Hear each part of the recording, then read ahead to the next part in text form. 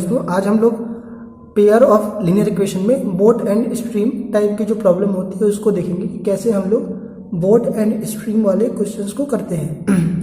तो देखिए बच्चे, बोट एंड स्ट्रीम के लिए जो कॉन्सेप्ट है वो कॉन्सेप्ट मैं आपको समझा रहा हूँ, फिर मैं आपको उस पर बेस्ड क्वेश्चंस कराऊंगा।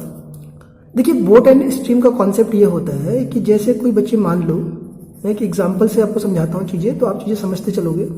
जैसे मान लीजिए बच्चे, ये वाटर है, ठीक है, वाटर ये फ्लो कर रहा है और वाटर की फ्लो होने की जो डायरेक्शन है, दिशा है, वो ये इस तरफ है।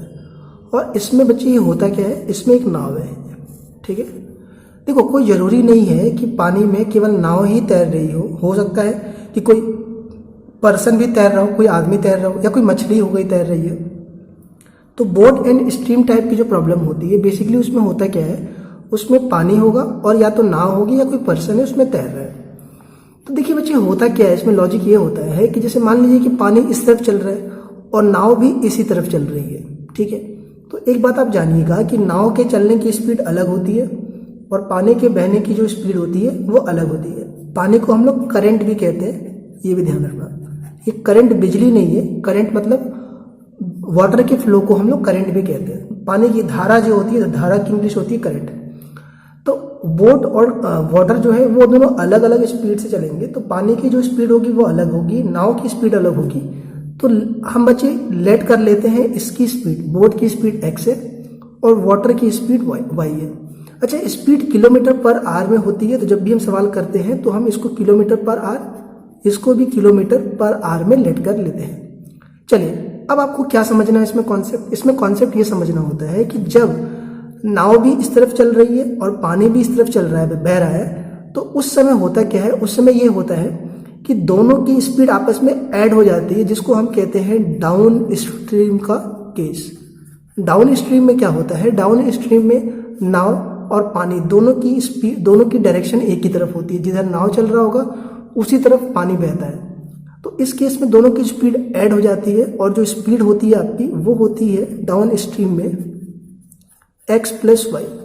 आप ही सोचो कि अगर आप नाव चला रहे हो या आप नाव में बैठ के जा रहे हो और पानी भी उधर ही चल रहा है, तो आप तेज चलोगे, आपके चलने की स्पीड तेज होगी। अच्छा, नाव अलग क्यों चलता है, क्योंकि नाव को हम चलाते हैं अपने हाथों से, या उसको चलाने के लिए उसमें वो होते हैं, और उसको मतलब जितना ज़्यादा हम फोर्स से बच्चे उसको पीछे की तरफ ढकेलते हैं, पैडल्स होते हैं उसमें, तो उतनी ही तेज नाव चलेगा।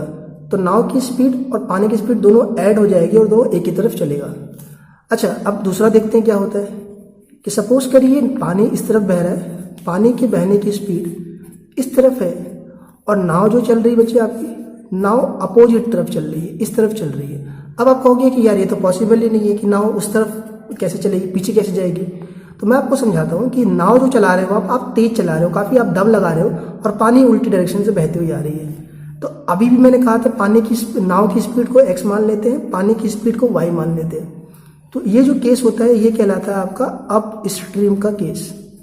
This is up stream.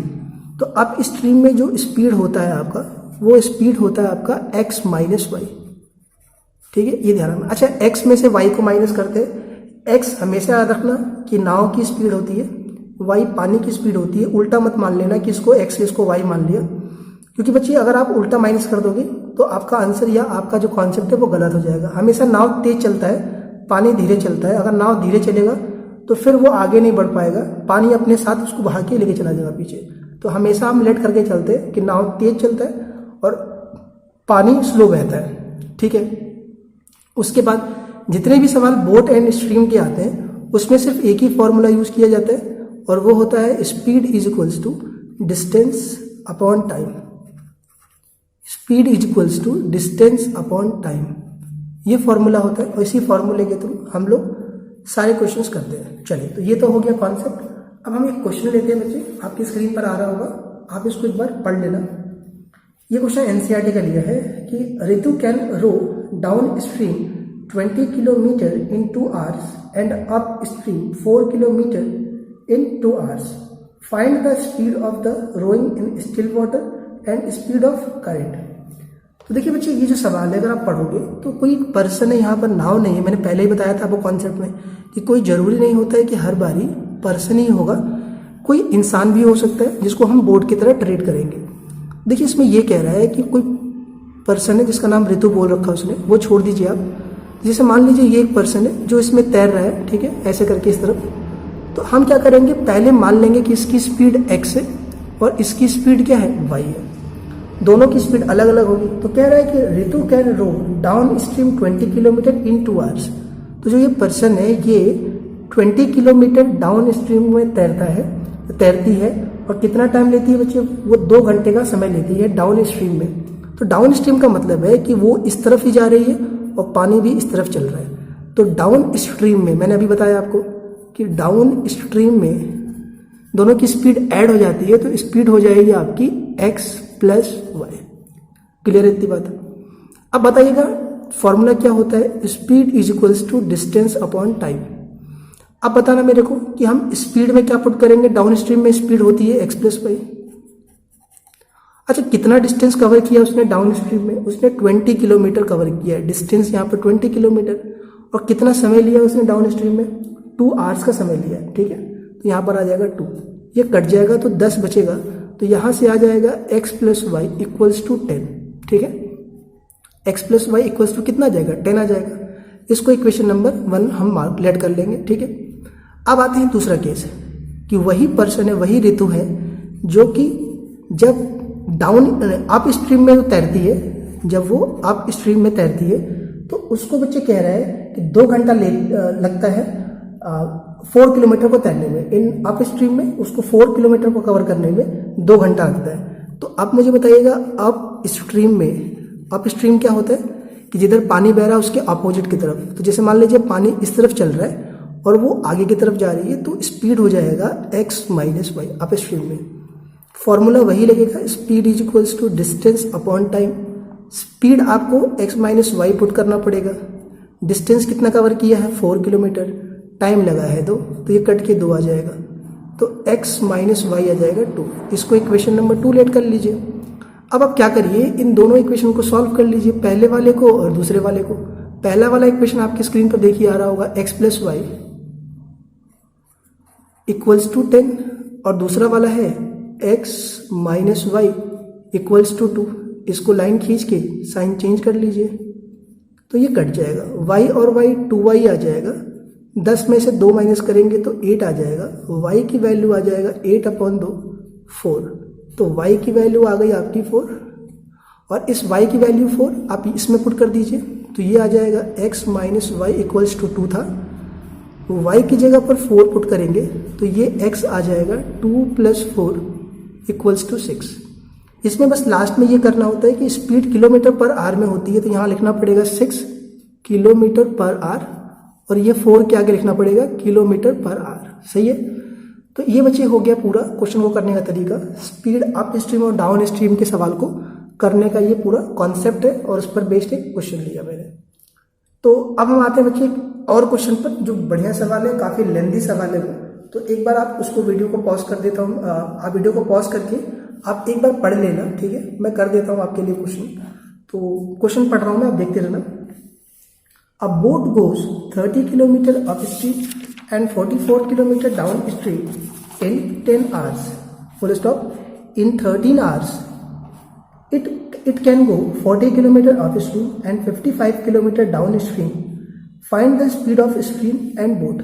चलिए एक बार सवाल पढ़ लिया होगा, मैं सवाल समझाता हूँ। ये थोड़ा टफ सवाल है, आपकी ये एनसीईआरटी के एग्जाम्पल में सॉल्व किया हुआ है, लेकिन मैं आपको लॉजिक समझाता हूँ कि क्या इसके पीछे का लॉजिक है, up stream and down stream को कैसे इसमें अप्लाई करेंगे। तो कह रहा है एक बोट है जो कि 30 किलोमीटर अप स्ट्रीम में जाता है एंड 44 किलोमीटर डाउन स्ट्रीम में जाता है और 10 घंटा लगता है। इसको आप यूं समझिए कि जैसे मान लीजिए कि कोई नाव वाला यहाँ से चलना स्टार्ट किया, ठीक है, और पानी इस तरफ बह रहा है। जब वो जाएगा ऐसे करके, यहाँ से मान लो यहाँ तक गया, तो जाते वक्त तो उसका डाउन स्ट्रीम होगा क्योंकि दोनों एक ही तरफ चल रहे होंगे। लेकिन जब वो यहाँ से यहाँ लौट करके आएगा, जब ये लौट करके वापस आएगा तब वो अप स्ट्रीम में आएगा, बिकॉज पानी तो उधर ही बह रहा है। तो जब लौटेगा तो दोनों की डायरेक्शन अलग हो जाएगी। तो इस सवाल में ना आपको जाने का और लौट के आने का दोनों की बात कर रहा है।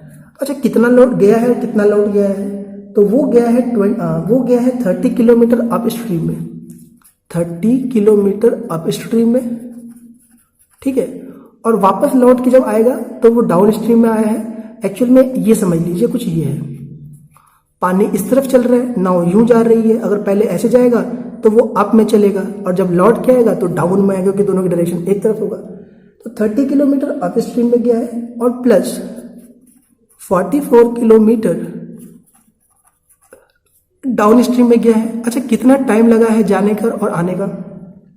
तो जाकर के उसको आने में लगा है 10 आवर। अच्छा, इसकी मतलब समझाता हूँ इस सेंटेंस का कि कोई नाव है 30 किलोमीटर अप स्ट्रीम में गया है और प्लस उसके बाद जब लौट के आया है तो डाउन स्ट्रीम में 44 किलोमीटर लौट के आया है। कितना समय लगा है उसको लगा है 10 आवर, 10 घंटा लगा है उसको। तो ये हो गया पहला आपका इक्वेशन। अब आते हैं दूसरा कि जब वही नाव, दोबारा कह रहा आपसे कि 13 घंटा लेता है जब वो 44 किलोमीटर अप स्ट्रीम जाता है एंड 44 किलोमीटर अप स्ट्रीम में जाता है एंड 55 किलोमीटर डाउन स्ट्रीम में जाता है। ठीक है, तो कितना टाइम लेता है? 13 आवर्स। इन 13 आवर्स बोल रहा था, तो 13 मतलब 13 घंटे में वो इतने किलोमीटर जाता है और इतने किलोमीटर आता है। अब ये तो सेंटेंस था, इक्वेशन इससे कैसे बनाएंगे वो समझाने जा रहा हूं, ध्यान से सुनना। ठीक है, देखिए इक्वल के इधर क्या लिखा हुआ है? 10 आर। आर होता है, बच्चे ध्यान सुनना, आर होता है टाइम, घंटा होता है समय ना आपका, ये समय ही तो है, आर का मतलब समय होता है। तो बच्चे अगर इक्वल के इधर समय लिखा हुआ है तो इधर भी समय होना चाहिए। देखो समय, टाइम में टाइम को ऐड करोगे तो ही टाइम आता है। जैसे इधर मान लो ये 10 लीटर है और ये 20 लीटर है, तो दोनों को ऐड करोगे तो 30 लीटर आएगा, कभी भी किलोग्राम नहीं आएगा। तो अगर इधर आर लिखा हुआ है यानी समय लिखा हुआ है तो इक्वल के इधर भी दोनों समय होना चाहिए। लेकिन इधर है क्या? देखो ये 30 किलोमीटर दूरी होती है, डिस्टेंस होती है, और ये भी डिस्टेंस है। तो हमें डिस्टेंस को टाइम में कन्वर्ट करना पड़ेगा। अब टाइम में कन्वर्ट कैसे होगा? तो टाइम होता है, ये स्पीड होता है डिस्टेंस अपॉन टाइम। तो टाइम आ जाएगा आपका डिस्टेंस अपॉन स्पीड। स्पीड यहां आ जाएगा और टाइम वहां चला जाएगा। तो बताइएगा इसमें अगर टाइम को कन्वर्ट, इसमें को टाइम में कन्वर्ट करेंगे तो इसमें डिस्टेंस कितना है? डिस्टेंस है 30 किलोमीटर और बताना इसका टाइम क्या लिखो, 30 किलोमीटर डिस्टेंस हो गया और इसमें स्पीड क्या लगेगा बताना मुझे। आप अप स्ट्रीम में स्पीड क्या होती है? तो वो होती है x माइनस वाई, अभी नोट्स में लिखवाया था, प्लस 44 ये डिस्टेंस हो गया, बिकॉज टाइम में कन्वर्ट करना है तो टाइम के लिए डिस्टेंस अपॉन स्पीड होना चाहिए। 44 तो डिस्टेंस हो गया और डाउन स्ट्रीम में स्पीड क्या होती है? वो होती है x प्लस वाई और उधर आ जाएगा 10। अब फिर से देख लो, ये समय है, ये भी टाइम है, ये भी टाइम है, टाइम में टाइम को ऐड करेंगे तो टाइम ही तो आएगा। तो ये बन गया आपका पहला इक्वेशन। समझ में आया? लैंग्वेज को कन्वर्ट करके आपने पहला इक्वेशन। सिमिलरली इसके लिए 44 किलोमीटर डिस्टेंस है, स्पीड होती है अप स्ट्रीम में x माइनस वाई। 55 डिस्टेंस है, डाउन स्ट्रीम में स्पीड होती है x प्लस वाई, उधर आ जाएगा 13, इक्वेशन नंबर 2। ठीक है, अब इनको सॉल्व करना आपस में। अब ये सॉल्व कैसे हुआ? तो अब ये बन गया आपका लेट करने वाला सवाल, जो मैंने बहुत पहले आपको इसके पहले वाले वीडियोस में बता रखे हैं कि लेट कैसे करा जाता है। तो हम लेट कर लेंगे, मैं यहां लिख देता हूं, लेट कर लेंगे 1/x माइनस वाई को a लेट कर लेते थे, पीछे वाले पार्ट देख लेना आप, तब समझ में आपको आ जाएगा। और x plus y 1/x plus y इसको b मान लेंगे। तो जो ये वाला इक्वेशन है यहां से बता दूं मैं आपको, ये बन जाएगा 30a प्लस ये बन जाएगा आपका 44b इक्वल्स टू 10। अब ये कैसे कर दिया? 30 इंटू 1/x माइनस वाई, ये पीछे के वीडियो देखना बच्चे, समझ में आ जाएगा। तो ये 1/x माइनस वाई की जगह पर a आ जाएगा, तो 30a हो गया। 44 और इंटू 1/x प्लस वाई, ये पूरा b बन गया। इसको इक्वेशन नंबर 3 ले लेंगे हम। सिमिलरली ये बन जाएगा आपका 44a plus 55b equals to 13 आ गया, इक्वेशन नंबर 4। अब इनको हमें सॉल्व करना है। मैं लगाऊंगा एलिमिनेशन मेथड, आपको पता ही है एलिमिनेशन मेथड क्या होता है। लेकिन एलिमिनेशन लगाने के लिए बच्चे अगर आप इस वाले नंबर से इसको इंटू करोगे और इससे इसको करोगे तो बहुत लंबा हो जाएगा। अब मैं आपको एलिमिनेशन के लिए कुछ और बातें बता रहा हूं और वो ध्यान से सुनना, ठीक है? चलिए देखिए, अगर हम a को सेम करना चाहें तो हम तो कर सकते हैं। कैसे? 44 से 30 से, लेकिन वो नंबर बहुत बड़ा हो जाएगा। तो इसका एक तरीका ये ध्यान सुनना, आप कोई जरूरी थोड़ी है कि आप a को ही बच्चे सेम करो, आप b को भी तो कर सकते हो। तो थोड़ा बी को ध्यान से देखो, बी के आगे का नंबर 44 है, तो क्या 44 को 11 इंटू 4 नहीं लिख सकते हो आप?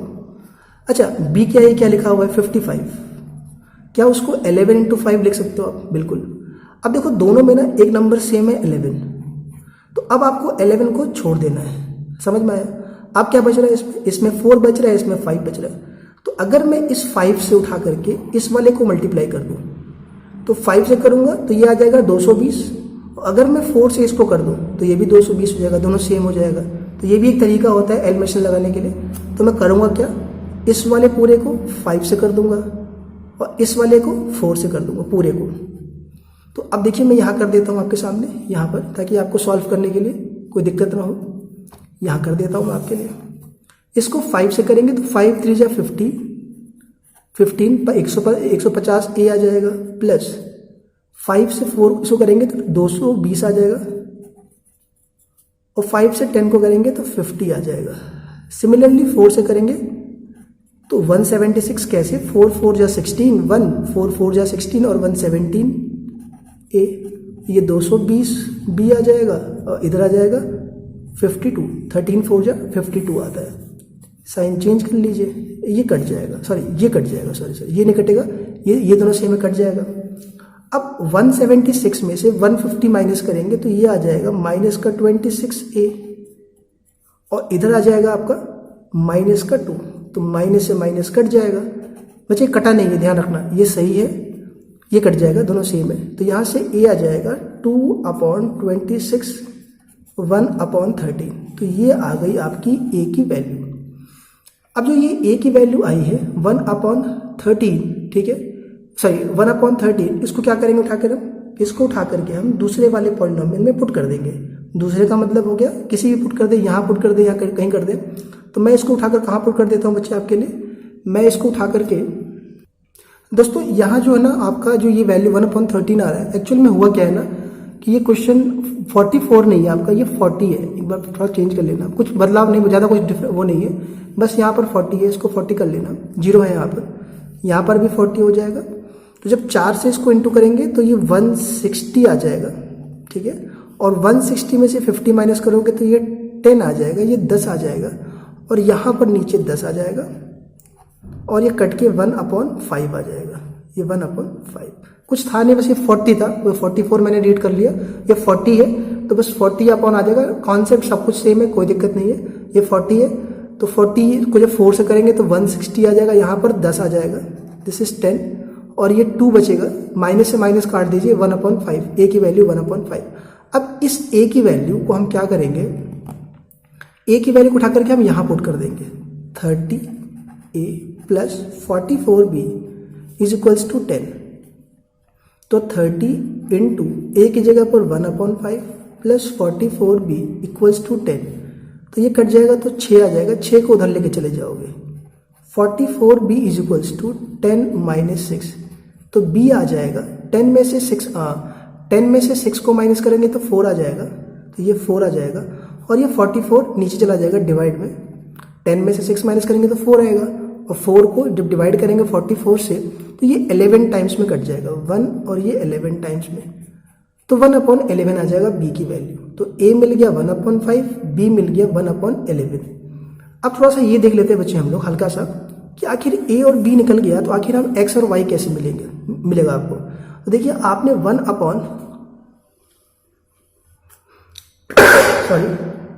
आपने 1/x माइनस वाई को a लेट किया था, आपने 1/x माइनस वाई को a लेट किया था, और आपने 1/x प्लस वाई को b लेट किया था। तो बस 1/x माइनस वाई की जगह पर a की वैल्यू पुट कर दीजिए। अच्छा a की वैल्यू कितनी आई है आपकी, 5 आया है, 1/5, ठीक है, और 1/x प्लस वाई की जगह पे क्या पुट करेंगे, b की वैल्यू क्या आई है, 1/11। तो बच्चे इसके आगे का पार्ट जो है मैं आपको यहाँ पर सॉल्व कर देता हूँ आपके लिए, यहाँ कर देता हूँ, आपको दिख रहा होगा ये चीज़, यहाँ कर देता हूँ। जब इसको यू मल्टीप्लाई करोगे, अपने कॉपी पे आप नोट्स बिल्कुल जैसे मैं स्टेप लिखते जा रहा हूँ वैसे बनाओगे तो आपको कोई दिक्कत नहीं आएगी। यहाँ पर मेरे पास स्पेस की बहुत बड़ी दिक्कत रहती है, इसीलिए मैं छोटा भी लिखता हूँ और सब कुछ कवर करना होता है। इसीलिए बच्चे आप बस अपने नोट्स पर ऑर्डर वाइज लिखिएगा, जैसे मैं सीक्वेंस लिखते आ रहा हूँ। तो x माइनस वाई को 1 से करेंगे तो ये आ जाएगा, यहाँ लिख देता हूँ, x minus y equals to 5 को 1 से करेंगे तो 5 आ जाएगा, और यहाँ जब करेंगे ऐसे तो x plus y is equals to 11 आ जाएगा। बस यहाँ लाइन खींच लीजिए आप, ये नेगेटिव कर लीजिए, ये नेगेटिव कर लीजिए और ये नेगेटिव कर लीजिए। जब नेगेटिव नेगेटिव करोगे बच्चे तो ये तो कट जाएगा, x और x, y और y 2y आ जाएगा। अब 11 में से 5 माइनस कर दीजिए तो 6 आ जाएगा माइनस का, नेगेटिव और नेगेटिव कट जाएगा। y निकालेंगे तो 6 को 2 से डिवाइड करोगे तो 3 आ जाएगा, y की वैल्यू 3 आ जाएगा। और y की वैल्यू 3 आप कहीं पुट कर लीजिए, यहाँ पुट कर लीजिए कहीं, मैं इसी में पुट कर देता हूँ, x minus y equals to 5। तो अगर y की जगह पर 3 पुट करोगे, यहाँ पर 3 पुट करोगे तो x की वैल्यू आ जाएगा 3 प्लस होकर के 5 प्लस 3 8। तो ये वैल्यू मिल गई, x की वैल्यू ये हो गई, y की वैल्यू ये हो गई। x 8 किलोमीटर पर आवर और ये आ जाएगा, ये किलोमीटर पर आवर में होगा, ये भी होगा किलोमीटर पर आवर में। तो ये दोनों आपके आंसर आ जाएंगे, kilometre per hour, kilometre per hour.